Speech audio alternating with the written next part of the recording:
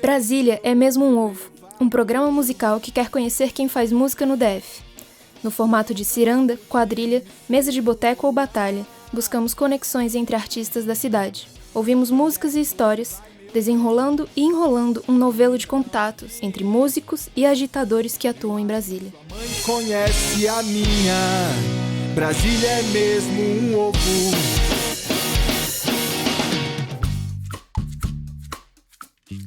Bom dia, boa tarde, boa noite, amada audiência da Rádio Cultura.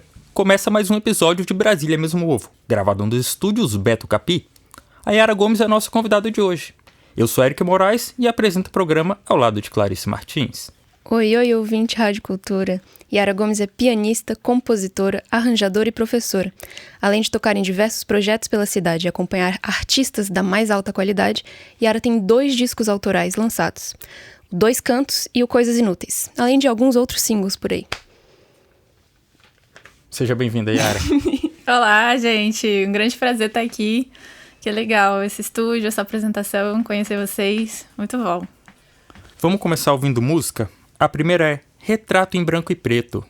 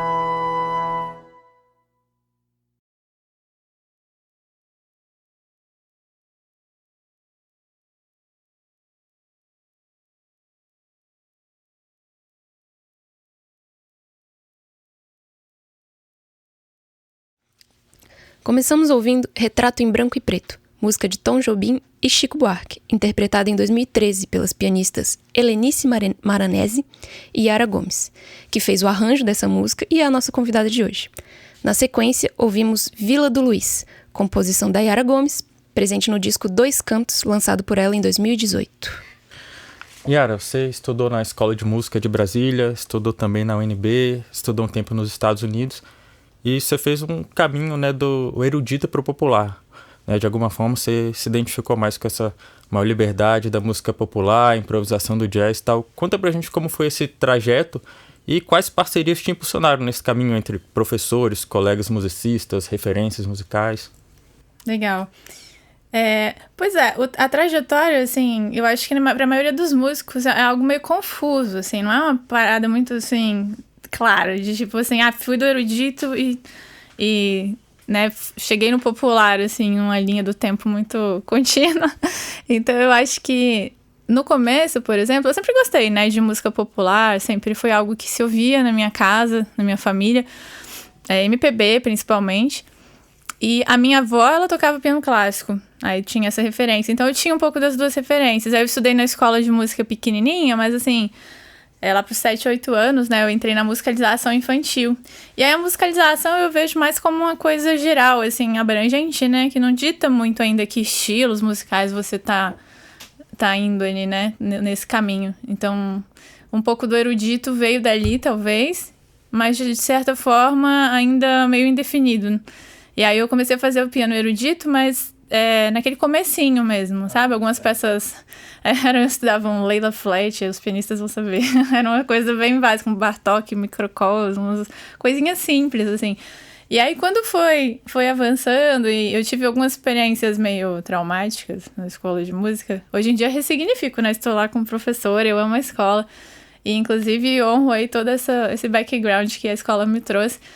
Mas teve um momento meio difícil ali pra mim na infância, de que eu achava que, na verdade, eu não ia conseguir seguir na música.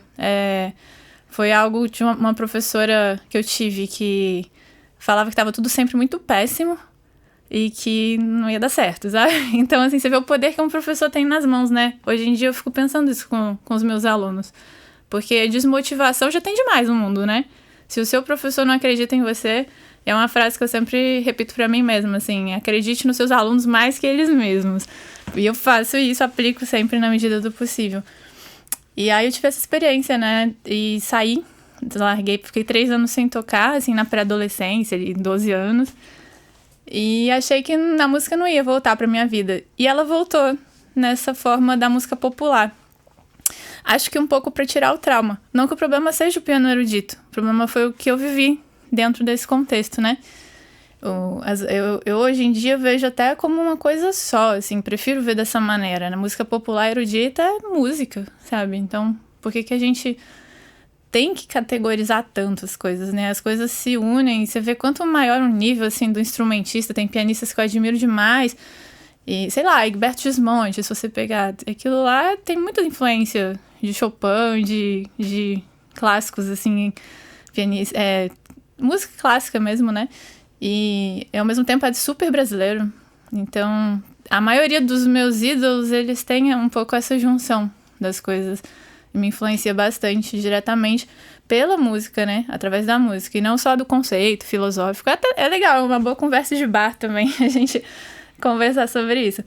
Mas aí foi isso, eu passei na escola de música, musicalização, parei 3 anos, voltei assim, fui fazer umas aulinhas particulares aqui e ali, falando pra professora particular, eu só quero tocar umas coisas que eu gosto aqui. E até tinha a ver com o repertório erudito, porque era o que eu conhecia pianisticamente na época. Eu não sabia ler uma cifra, eu não sabia assim o que era.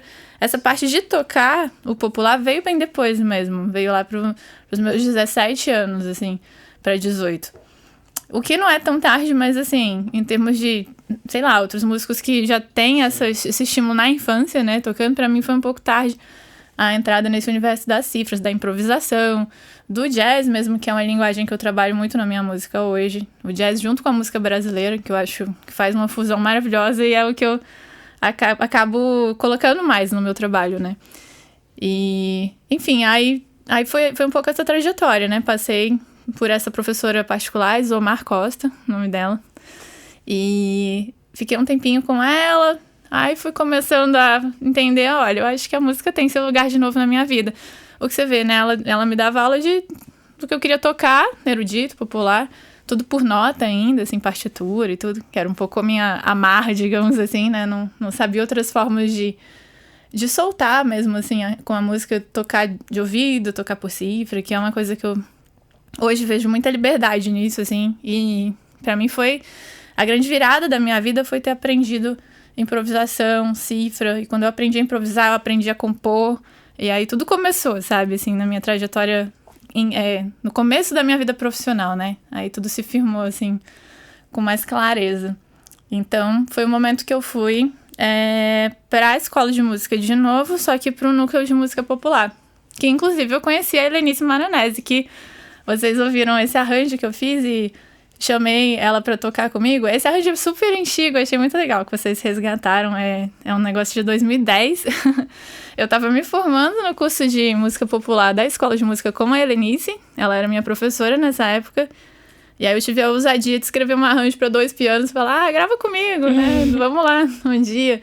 E ela topou, foi super generosa, como sempre.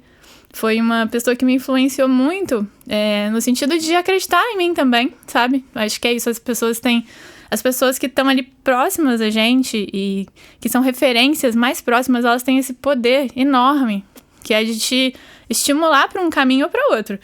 E a Helenice, ela me estimulou muito para o caminho da música.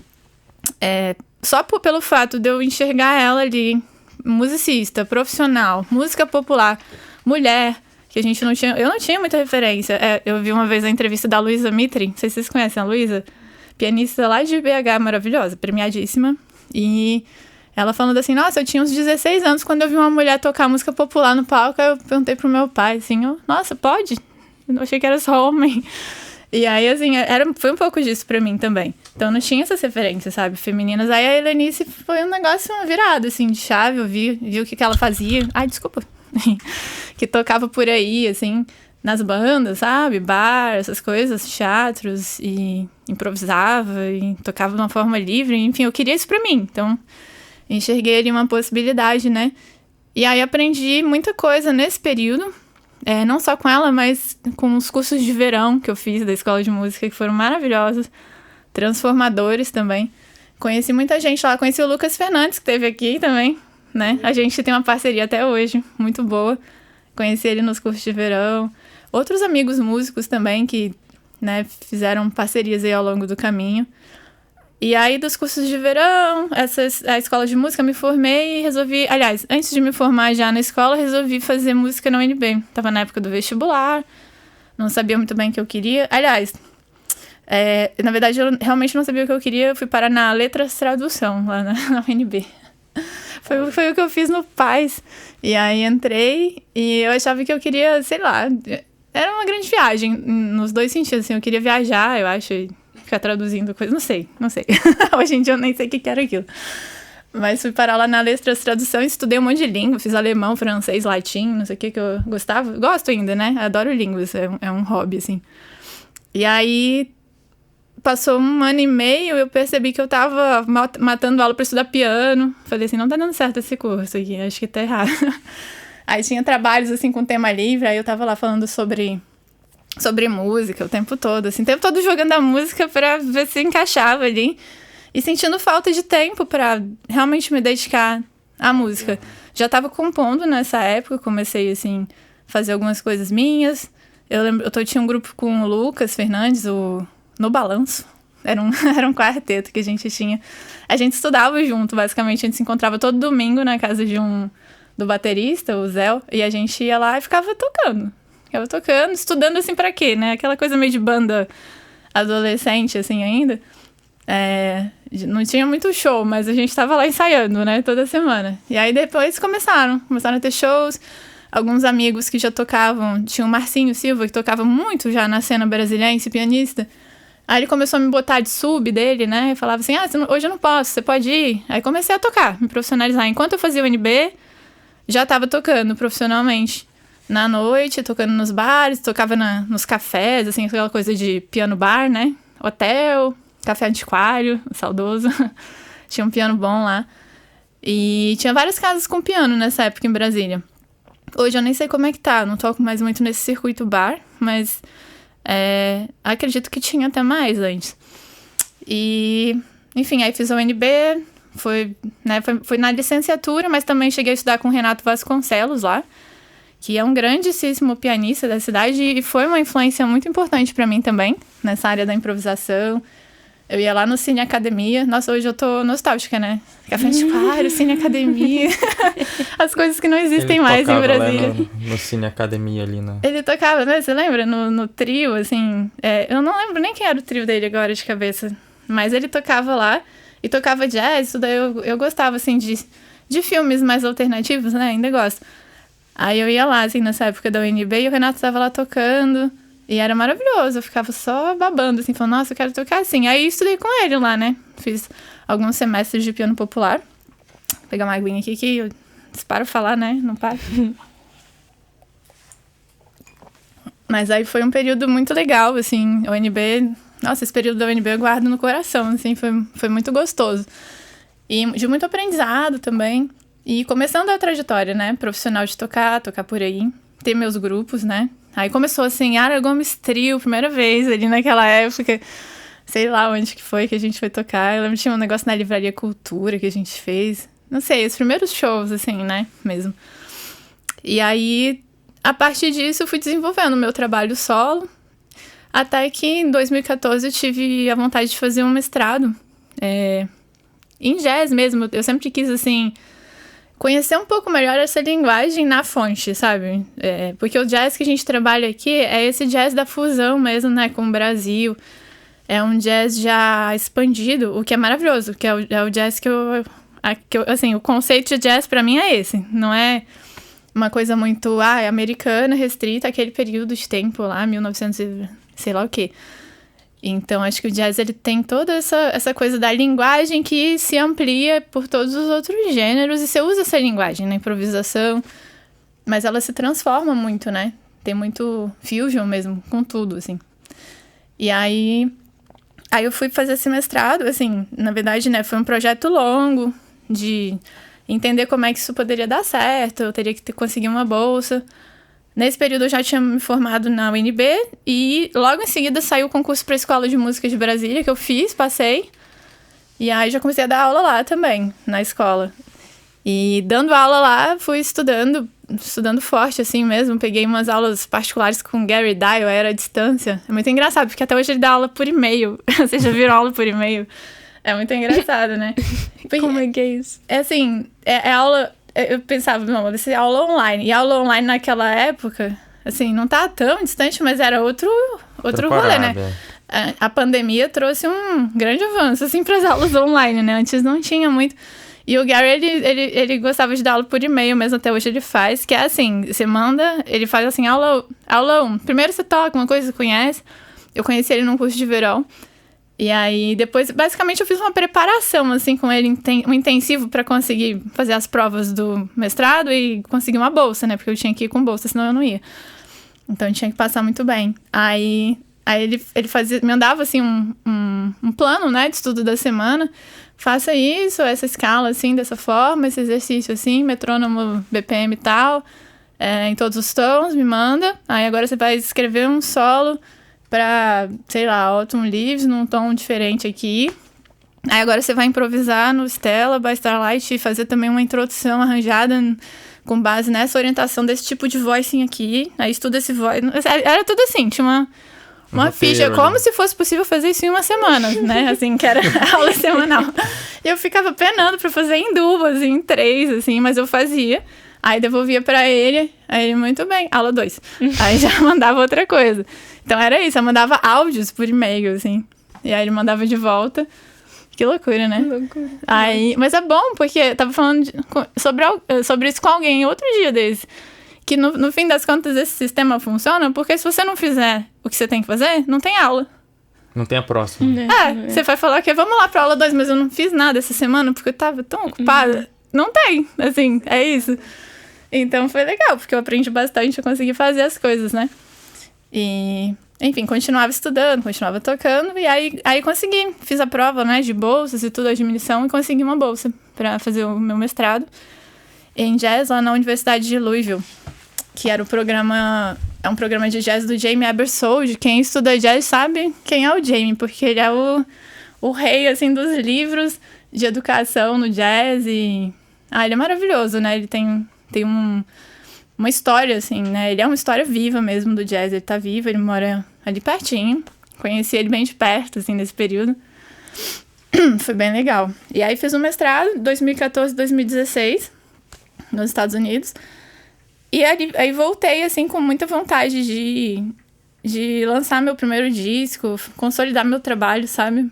Porque lá eu também compus bastante. Eu estudei com o John LaBarber, que é um grandíssimo compositor. Ele trabalhou na Big Band do Buddy Rich por muitos anos. E ele era arranjador e acompanhava a banda, né? E fazia todo esse trabalho. E eu trabalhei lá com Big Bands. Eu cheguei até a escrever para orquestra nessa época também. Aprendi a escrever para orquestra, achei um desafio. Não foi algo que eu quis deixar na minha prática, até porque eu não ia ter muitas oportunidades de, sei lá, toda hora a orquestra tocar as minhas peças, né? Não sei, é um pouco mais complexo. E aí senti esse desejo, assim, de trabalhar com grupos menores, que foi esse grupo do disco Dois Cantos, né? Uma instrumentação relativamente grande, porque é um trio de base com vários convidados. Então tem trombone, tem flauta, tem bandolim, tem outros convidados, tem pandeiro. Então eu acabei juntando, assim, algumas pessoas para gravar esse disco, pensando em arranjos que tivessem uma complexidade, assim, que, né, de acordo com tudo que eu estudei ali com o John, de várias camadas na música, várias coisas interessantes em termos de arranjo, composição, mas que eu pudesse aplicar num grupo menor, não precisasse de uma big band, de uma orquestra, de coisas enormes. Então eu consegui condensar nesse grupo, e o disco Dois Cantos, ele tem muito isso da instrumentação e das camadas, sabe? Isso é bem importante nesse disco, que já é um pouco... conversar sobre ele depois. Né? Então, massa. E aí, em termos de trajetória, é isso. Aí em 2016 voltei, retomei lá na escola de música, né? Que eu tinha pedido afastamento pro mestrado. E é isso, eu tô lá, assim, cada vez mais buscando, assim, crescer nessa parte da carreira com meu autoral, sabe? Com a música autoral. E tem sido bem produtivo, assim. Eu pedi redução de carga para 20 horas lá na escola também, para poder me dedicar mais a essa parte artística, né? Quando eu tava dando muita aula também eu sentia falta disso. Hoje em dia eu considero que tá bem equilibrado, porque eu dou minhas aulas muito feliz e consigo trabalhar também bastante tempo nessa outra parte, da Yara pianista, a Yara compositora, a Yara empreendedora, que também tem que vender o peixe para conseguir fechar um festival, conseguir viajar com um grupo para apresentar o trabalho não sei aonde. Então, tem muito trabalho, né? Tem muita coisa a ser feita. Mas é isso. Você tocou um pouco no assunto, mas para aprofundar um pouquinho. Você é musicista profissional e professora da escola de música, né? Professora de piano. Isso. Como é que é lidar com essas duas Yaras? E como um vaza no outro, assim, nas suas composições? Você acha que tem algum conceito educacional, assim, que aparece? Ou até nas suas aulas, talvez, essa parte artística, como você bota nas aulas para os seus alunos, assim? Legal. Na verdade, eu considero que são coisas, assim, que se tocam muito bem. Se entrelaçam bem, né? O que eu vejo, assim, que tem... às vezes eu sinto que tem duas Yaras na vida, é um pouco diferente. Tem a Yara professora de música e artista, e aí tem a Yara mãe e em casa. Isso daí eu acho muito diferente, porque é uma loucura. 7 Meu Yaras. fim de semana, às vezes eu tenho uma filha de 3 anos, né? Aí eu chego, é outra onda, assim, é outro mindset, né? Mas em relação às aulas e a parte artística, eu acho que se casam bem. Até assim... Às vezes eu levo exemplos para os alunos de coisas mesmo das minhas composições. Tem um aluno meu que tá formando agora, vai até tocar uma música minha no recital dele. Eu juro que não fui eu que pus. Ele quis tocar. E isso é legal, porque aí ele acaba que eles conhecem o meu trabalho também. E eu acho isso importante, sabe? É um pouco daquela coisa...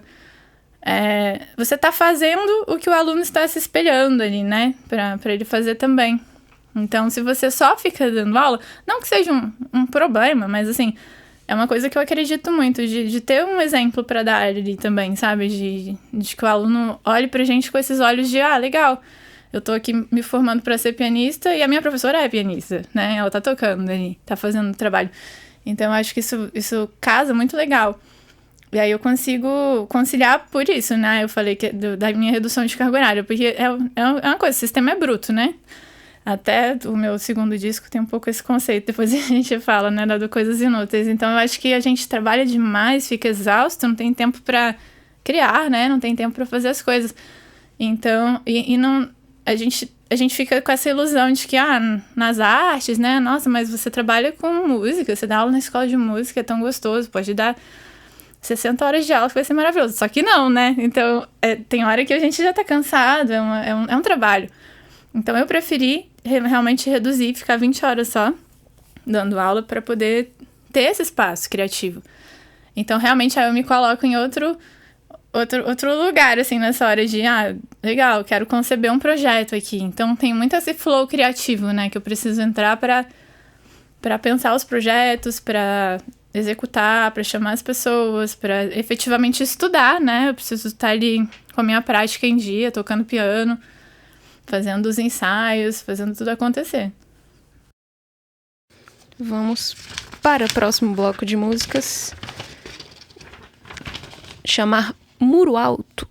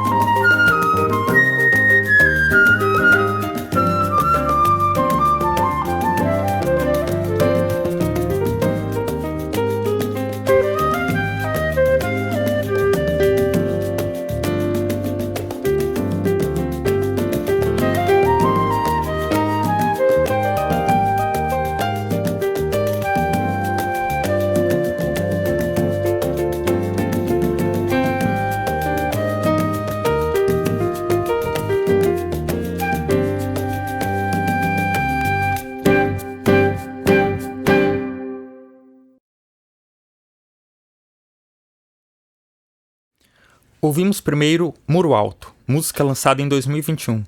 Na sequência, Soltar, faixa do disco Coisas Inúteis, agora de 2024. Os dois trabalhos contam com a autoria e o piano de Yara Gomes, nossa convidada do dia. Yara, você lançou seu primeiro disco em 2018, o Dois Cantos, e agora em 2024, Coisas Inúteis. Conta como foi a diferença de produção entre os dois discos e quais instrumentistas estavam em um e no outro. O primeiro foi gravado no palco, assim, ao vivo mesmo, né? Sim, sim. A gente montou pro Dois Cantos, né, de 2018, a gente basicamente levou o estúdio pro teatro da Casa Thomas Jefferson, e quem topou essa loucura comigo foi o Marcos Pagani, do Orbis. E eu já tinha gravado algumas coisas com ele tinha até um especial lá valendo no Orbis, não sei se vocês já viram, que o pessoal ia lá, gravava 2 takes, 3, e aí ele editava e fazia um videozinho, era um projeto dele. E eu gravei alguns desses valendo no Orbis com amigos, acho que do meu projeto também eu tenho. E conheci o Pagani nessa época, assim, logo quando eu voltei do mestrado, né, 2017, mais ou menos. E aí já comecei a articular pra gravar meu disco com ele. Aí, em princípio, eu ia gravar lá. Depois eu fiquei assim, poxa, mas eu queria um piano. E eu tava naquela... a gente tava conversando aqui no off até sobre, teclado ou piano, né?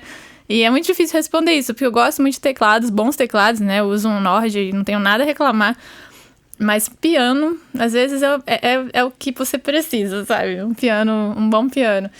E eu tava sentindo isso, porque algumas das composições eu fiz de uma forma, assim, pensando muito pianisticamente mesmo, sabe? Em tirar sons, em expressar algumas coisas que só num piano acústico mesmo você consegue.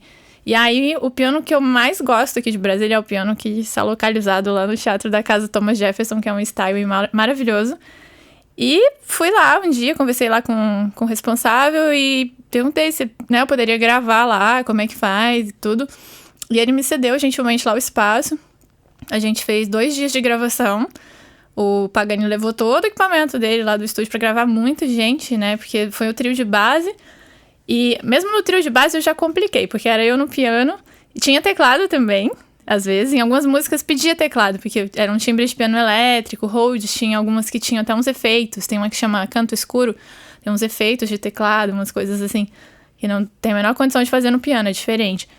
E aí, o baixo elétrico com o Lucas Fernandes, a bateria era o Caio Fonseca, e aí também tinha um baixo acústico com outra pessoa, que era o Paulo Dantas. Ou seja, só o trio de base já tava desafiador, né, pro sonorizador, pro pessoal das câmeras também, porque foi uma grande empreitada, né? Eu fiz um projeto mesmo, assim, e acreditei, e meus amigos acreditaram, porque no fim eu fiz um financiamento coletivo para custear esse álbum, foi uma benfeitoria. Então, assim, você vê o produto pronto, mas, nossa, o iceberg que é por trás, sabe, de fazer tudo isso acontecer. Então, lá em 2016 eu já estava planejando essa ideia. Aí montei a benfeitoria, fiz um monte de recompensas que me deixaram maluca depois, fiz uns arranjos, fiz umas coisas. Depois eu aprendi que não é bem assim que se faz. Mas enfim, foi super divertido, super legal fazer, mas muito trabalhoso, né? Então, eu contei com essa colaboração desses colegas, dos músicos, consegui remunerá-los também através da benfeitoria. E eu fiz basicamente como uma pré-venda do disco, porque foi um disco que eu prensei, né, mesmo, eu fiz uma tiragem. E a gente colocou junto com algumas recompensas, tinha o songbook, eu ainda tenho, inclusive, se alguém se interessar, tem um songbook do disco do Dois Cantos. Na época tinham canecas também, eu fiz alguns, né, tinham gravuras da Nahira Salgado e o Felipe Cavalcante, que são 2 artistas aqui de Brasília, designers maravilhosos, e eles fizeram toda a identidade visual do projeto, a capa do disco, tem umas gravuras dentro do encarte, junto com pequenos poemas. Nossa, é tanta coisa, né? Agora que eu tô lembrando desse disco, gente. Que loucura essa empreitada. Coragem. Muitas coisas, né? E são pequenos poemas que eu fiz, assim, como explicações das músicas, né? Eu sempre gosto de falar isso, que é basicamente, assim, uma forma poética de falar sobre aquela música. Que é uma música instrumental, não é uma música instrumental que tem a letra do poeminha ali, né? Mas é um encarte que tem algumas palavras, então... Eu acho bem legal isso. E para cada poeminha tem uma gravura associada desses 2 artistas plásticos aqui de Brasília. E a gente né, vendeu em pré-venda essas gravuras, as canecas, os CDs, o songbook, todo esse material e conseguiu arrecadar verba para essa gravação. Então a gente fez lá na Thomas Jefferson áudio e vídeo e soltamos depois e ainda teve muitos convidados, né? Eu acho que eu nem vou correr o risco de falar cada um, porque eu tô sem o disco aqui agora, talvez eu vá esquecer. Mas muita gente maravilhosa que gravou o álbum Dois Cantos, né? Convido vocês a ouvirem. Tem no YouTube, tem toda a ficha técnica lá também dos vídeos, que ficaram lindíssimos, super bem editados, super bem gravados. O Pagani arrasou no som também. Então é um trabalho que eu tenho muito orgulho, assim, de ter conseguido trazer, sabe? E assim, pra vocês terem uma noção do tamanho da empreitada, teve um saxofonista que foi convidado, que é o Tomás Souza, ele mora em São Paulo. E ele fez mestrado comigo lá em Louisville, a gente se conheceu lá, ficamos muito amigos, tocamos muito juntos, então a gente desenvolveu um som juntos, né, que eu queria aproveitar no disco. E aí chamei, ele veio de São Paulo, ficou 10 dias na minha casa, assim, 10 dias foi assim também, porque ele, né, embarcou na ideia para conhecer Brasília, mas aí a gente gravou, ensaiou, fez tudo juntos ali, e é isso, foi um momento bem importante. E esse foi o Dois Cantos, 2018.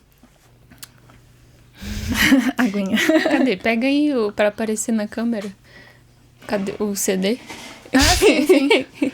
É isso. Esse tem o físico.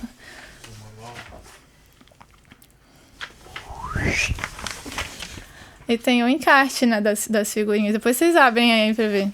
Enquanto você vai falando, eu vou abrir. Das gravuras. Lá em casa tem dois quadrinhos das gravuras do Dois Cantos, as canecas, tem tudo. É bom que você faz esse material e depois fica, né? É bem legal. Bom, aí nesse meio tempo, né, eu já... depois desse disco, surgiram muitas coisas interessantes em termos de carreira. Eu fiz um instrumental Sesc Brasil, lá em São Paulo. Eu viajei com o projeto, toquei por aí. Então, você vê, né, dá muito trabalho, mas também é uma coisa que te traz para um outro nível, né? Eu tenho um trabalho, efetivamente. Eu gravei essas músicas, são meus arranjos, são minhas composições, olha aqui.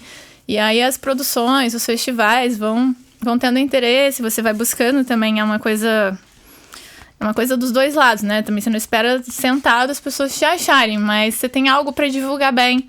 E aí comecei a divulgar esse trabalho e surgiram muitas oportunidades legais, né? De trabalho, de viagens com esse trabalho, de tocar aqui em Brasília, em festivais.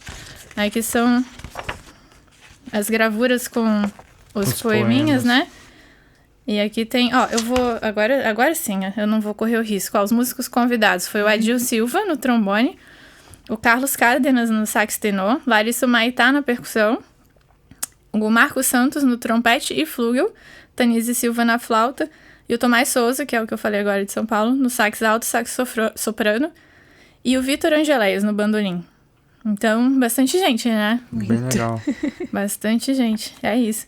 Aí tem aqui algumas fotos, assim, do processo, meus agradecimentos. O encarte é um encarte, né, gente? Eu adoro mexer, assim, nas coisas e ter um material físico, apesar das mídias estarem sempre ali, né, agora mais obsoletas, e é isso, só música no digital. Mas eu sou daquelas que gostam ainda de ouvir um CD, ouvir um vinil. Eu fico feliz que tá meio que voltando, às vezes, assim, um pouco a ideia do vinil. E é isso, também. Eu não gravei, nesse disco agora de 2024, eu não prensei, não fiz nenhuma mídia física pra ele. Mas tenho vontade ainda, né? Se eu conseguir alguma verba, eu penso em fazer uma tiragem de vinil, por exemplo, dele. Que acho que pode ser uma coisa bem legal. Eu gostaria de pegar nele, assim, ouvir, botar na minha vitrolinha. Acho que tem uma outra relação, né? Com a música. Mas é isso, mas sem pular direto, né? Porque nesse meio tempo, de 2018 até 2024, teve muita produção, né? Teve uma pandemia, eu tive uma filha, mas teve, assim, também a produção musical em torno disso. E aí eu gravei 2 singles, né? Já esses 2 ganchos, né, da pandemia e da filha, tem a ver com isso, porque o de 2021 foi bem na época do lockdown. E eu gravei da minha casa mesmo, eu mexendo lá no programa, eu que fiz tudo, assim, e chamei a Carol Panese, que é uma violinista maravilhosa, parceira lá de São Paulo, do Rio, né, na verdade, mas ela estava morando em São Paulo na época. E ela é uma grande compositora, instrumentista, cria ali da música instrumental, tocou muito tempo com o Itiberê, Hermeto Pascoal, assim, grandiosa, Carol. E ela me abriu até muitas portas, inclusive, para trabalhos em São Paulo e outras coisas, né, de contatos e indicações. Então, sou sempre muito grata a ela. E sempre desejo, né, fazer mais música com ela. E em 2021 a gente conseguiu fazer essa gravação do single do Muro Alto, que eu escrevi pensando nos violinos. Então, ela gravou também de casa, depois a gente juntou aqui. E foi também a bateria e baixo, né, o Lucas Fernandes e o Caio Fonseca, que já eram meus parceiros do primeiro disco. A gente fez esse single. E em 2022 eu fiz um single também em homenagem à minha filha, que se chama Flor de Março. E é a única música que eu tenho lançada, assim, oficialmente, com voz, né? Com letra, música cantada. Com voz, na verdade, é outra coisa, porque a música instrumental, ela ainda abarca um pouco dessa coisa do vocal como instrumento, né? Com os laraiá, dererê, essas coisas. E você vai pegando as sílabas e tudo, mas você não tem exatamente uma letra e a voz não é exatamente o instrumento principal. Ela tá ali junto com o outro... O resto, né, da banda. Ali, né? Isso. E aí é um pouco isso que eu fiz em 2024 com Coisas Inúteis, né? Mas aí a de 2022, que é o Flor de Março, eu realmente fiz uma letra, fiz uma música com letra. E gravei piano e voz, gravei com o Rodrigo Bezerra, lá no Beco da Coruja. Ainda tava assim meio pandêmico, eu lembro que eu fui de máscara, e só eu e ele gravando. Então, é isso. Foram esses tempos, né, que todos vivemos aí, cada um tem as suas histórias desse momento. E foi nesse momento também que eu comecei a compor mais forte, mais direcionado para um segundo álbum. Então, começou a vir o Coisas Inúteis, né? Tinha algumas músicas que eu já tinha composto logo depois dos 2 cantos ali, que ficaram de fora do disco. E outras que foram mais recentes também, que eu fui formatando, pensando já num grupo um pouco menor, num quarteto. Eu queria... esquentar mais o som, assim, sabe? Poder ensaiar mais, poder tocar mais junto. E essa coisa de você juntar muita gente, muitos convidados, apesar de dar um resultado maravilhoso e muitas camadas, é mais complexo, assim, de logística, né? E aí eu queria muito, assim, tava com esse desejo de gravar um álbum em que eu pudesse já ter muita afinidade, muito tempo tocando junto com as pessoas. Então eu montei esse quarteto, eu, a Paula Zimbres, a Larissa Maitá e a Tanise Silva. Então, assim, Dream Team, né? Com certeza. eu achei que foi, assim, uma escolha maravilhosa. E principalmente por sermos 4 mulheres musicistas, instrumentistas, fazendo música instrumental ali, autoral, que é uma coisa, assim, raríssima, né? A gente não vê um grupo inteiramente feminino trabalhando nessa área. Você mal vê instrumentistas, né, ali sendo representados nos palcos. Então, é uma... assim, é uma luta da minha vida também, sabe? É uma bandeira que eu carrego comigo para onde eu vou. Bom, estou aqui, sou a Yara Gomes e basicamente estou representando aqui mulheres instrumentistas nesse palco. É assim que eu me vejo e muitas pessoas me veem dessa forma também, porque não tem jeito, né? É o meu lugar, assim, é onde eu tô. Eu falo desse lugar, né? Então... apesar de ter muitas outras coisas sobre mim, isso sempre está presente. É uma das facetas, assim, que eu acho que são importantes, a representatividade mesmo. E com as meninas, né, ficou muito forte isso, porque, ok, no 2 cantos eu tinha o meu trabalho, mas, assim, tínhamos mulheres, homens, todo mundo convidados. E aí, quando você vê um quarteto inteiro feminino ali, com mulheres incríveis, assim, elas são instrumentistas, eu não preciso nem falar, né? Só as o trabalho delas fala por elas, e é isso. São incríveis, maravilhosas, já ganharam aí o mundo, muitos prêmios, muitas coisas. E a gente poder fazer esse meu trabalho junto, eu só tenho gratidão, sabe? Assim, eu fico às vezes sem acreditar, às vezes eu acordo e fico assim, gente, aconteceu isso mesmo? Elas toparam gravar esse disco e deu certo, e tamo aí. Então é maravilhoso. E a gente gravou em parceria com uma pessoa que é muito, muito especial pra mim, que é o Ricardo Nakamura. Ele foi meu professor, a gente chama ele de Boy, carinhosamente, é o apelido dele já de muito tempo. E a gente gravou no estúdio dele, que é a Epifania, que na verdade é até uma escola também, ele dá aulas lá, né? E recentemente ele tinha feito algumas transformações na sala, transformado em estúdio, e estava bem envolvido com essa parte de áudio. E conversando com ele um dia, ele falou, Yara, chega aí, vamos gravar. E aí a gente firmou essa parceria. E gravei o álbum inteiro lá, inclusive os vídeos que tem no YouTube dessas músicas, né? Do Soltar, por exemplo, é lá, né? No estúdio Epifania. E a gente fez basicamente o disco inteiro, assim, super, super rapidinho, né? Em poucas sessões. Não foi um disco exatamente ao vivo, mas a gente fez questão de tocar ao vivo, porque a música instrumental tem essa coisa, né? Se você não tá tocando junto, parece que sai diferente. Então, só chamar uma pessoa pra ir lá um dia, sozinha, e começar tudo, fica aquela coisa meio perdida. Claro que tem os arranjos, tem tudo certo, e daria pra fazer, mas eu não quis perder essa energia do ao vivo. Então, a gente foi e gravou ao vivo, e depois eu regravei em cima os pianos, eu toquei teclado, gravei com as meninas, a gente teve as interações, depois eu regravei algumas coisas, e a Larissa também, por exemplo, que ela fez muitas percussões. Aí ela gravou por cima outras percussões em outros dias, mas no dia ela já fez uma base junto, então acho que a gente conseguiu o melhor dos dois mundos nesse disco, sabe? Um pouco da gravação por canal e um pouco do ao vivo, então deu pra juntar bem. E o Boy fez um trabalho maravilhoso ali de captação, mixagem, masterização, enfim, foi tudo. Legal. E você consegue, pensando agora, digamos, na sensibilidade artística, você percebe diferença entre esses dois momentos, o do primeiro disco, Dois Cantos, e o do Coisas Inúteis, assim? O que você entende que mudou artisticamente na proposta dos discos e em você mesma? Boa pergunta, agora eu vou ficar refletindo. Mas, assim, eu mudei muito como pessoa. Eu acho que em poucos anos, assim, houve um amadurecimento grande. Teve a questão da maternidade na minha vida, que isso é transformador. Teve a questão, assim, de muitas coisas, né, que a vida traz e vai te jogando pra lá, pra cá, muda um pouco. Então, eu acho que artisticamente o que me trouxe, assim, o que eu trouxe diferente nesse segundo disco, eu poderia dizer que foi alguma inspiração que já estava ali em mim, assim, incubada ali para 2018, mas eu não estava me sentindo ainda apta a usar, que é, por exemplo, o vocal, que, né, transparece nesse vocal, que eu acho que a voz utilizada como instrumento é super rica, né, ela é super expressiva também. Então eu e a Paula Zimbres, a gente gravou vocais. Quando vocês ouvem as vozes desse disco, sou eu e a Paula em pequenos coros, assim, né? E são vozes ali junto com os outros instrumentos. É uma coisa que eu sempre quis explorar. E aí eu achei que nesse disco já chegou mais amadurecido e eu resolvi botar pro jogo, sabe? Por exemplo, esse é um dos elementos. Alguns elementos, assim, um pouco mais sintetizados também. Tem alguns timbres de percussão eletrônica que eu quis jogar, que eu mesma gravei, inclusive. Né, a Larissa gravou percussão orgânica.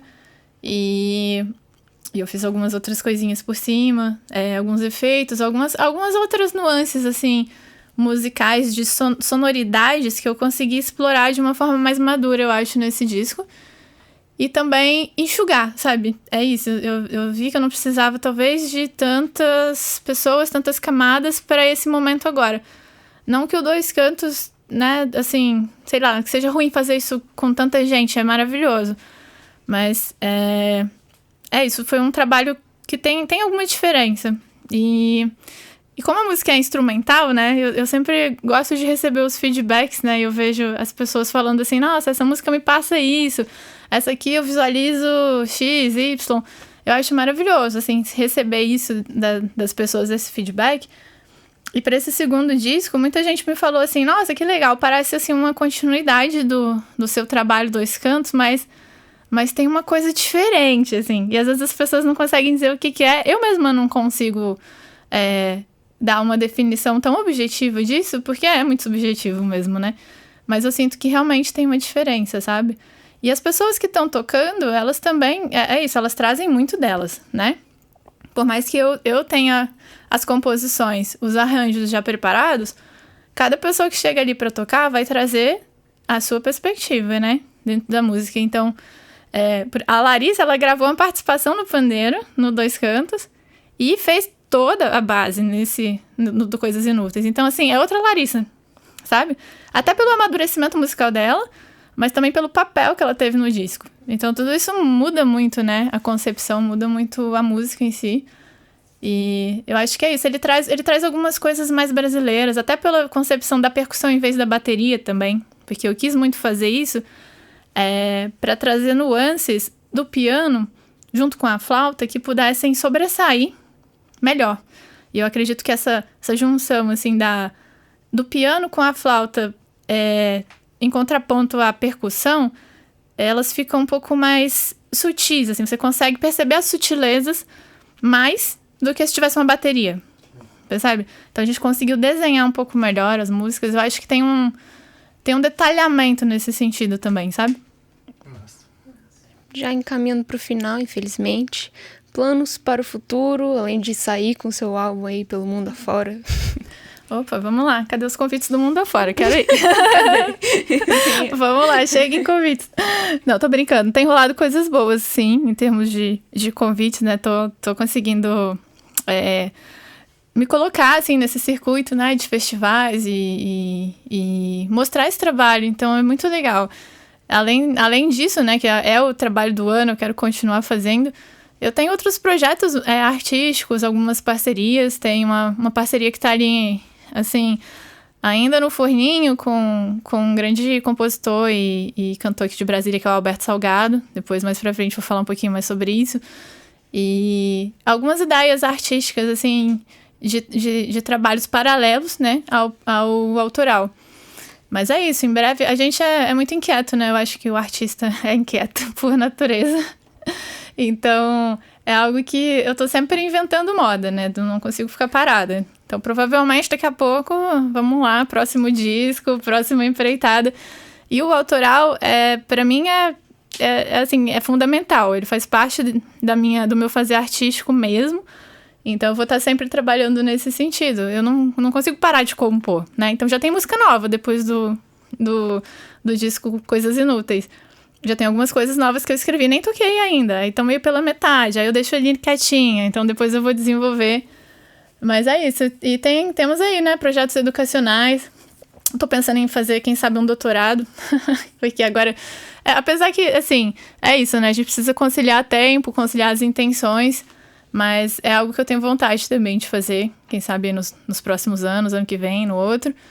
E se tudo der certo, né? A gente consegue ir seguindo, conciliando as aulas, a parte artística, musical e a educacional, né? É isso, muitos pratinhos, mas muita vontade de fazer as coisas acontecerem, sabe? Isso é muito gostoso. Eu acho que, assim, quando eu tô sentindo empolgação, acho que isso vale para todas as áreas da vida, né? Se você faz alguma coisa que te empolga, que te anima, você tá no caminho certo. Então, pode estar um pouco pesado, um pouco difícil, mas você tá sentindo aquela empolgação, eu acho que tá no caminho certo. Então, eu vou indo por aí. Excelente. Vamos ouvir, então, nossa última música do dia. Coisas Inúteis.